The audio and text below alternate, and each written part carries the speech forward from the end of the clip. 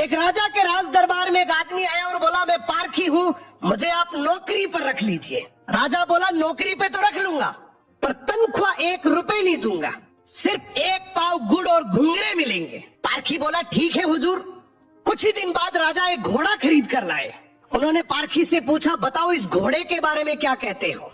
पारखी बोला, हुजूर ये घोड़ा है ही नहीं, ये तो गाय है। राजा चौंक गए। उन्होंने घोड़े बेचने वाले को बुलाया।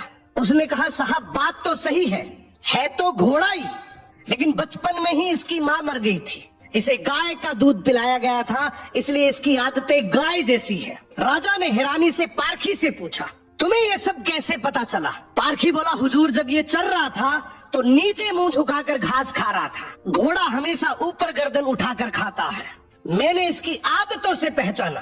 राजा खुश होकर बोले, आज से तुम्हें आधा किलो गुड़ और आधा किलो घुंघरे मिलेंगे। कुछ दिन बाद राजा ने फिर पूछा, मेरी रानी कैसी है, बहुत प्रिय है मुझे। पारखी बोला, हुजूर आपकी रानी खानदानी नहीं है। राजा को विश्वास नहीं हुआ। उन्होंने ससुराल जाकर पूछा, वहाँ दादी ने बताया, बचपन में इसकी माँ गुजर गई थी, पाला तो मैंने है, मगर दूध इसे दाई माँ ने पिलाया है। राजा ने पारखी से फिर पूछा, रानी के बारे में तुझे कैसे पता। पारखी बोला, हुजूर इसके स्वभाव से खानदानी रानी में शालीनता होती है, मगर ये नौकरों पे चिल्लाती है, गाली देती है, इसकी आदतों से पहचान गया कि ये खानदानी नहीं है। अब राजा बोले, चलो मेरे बारे में बताओ। पारखी बोला, जान की माफी दे तो बताओ। राजा बोले, माफी है, सच सच बताओ। पारखी बोला, आप राजवंश के नहीं हैं, आप मुझे भड़बूजे लगते हैं, गुड़ और भंगूरे सेकने वाले। राजा घबरा गए।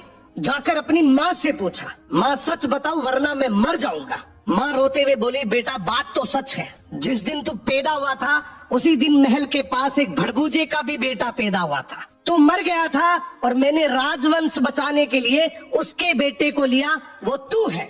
राजा ये सुनकर दुखी भी हुए और खुश भी हुए। इंसान की पहचान उसके चेहरे, कपड़े या खानदान से नहीं होती, उसके चरित्र से होती है। किसी को भी केवल उसकी शकल, सूरत, पद या घर देखकर मत परखो, उसकी आदतें, उसका व्यवहार ही उसका असली परिचय है।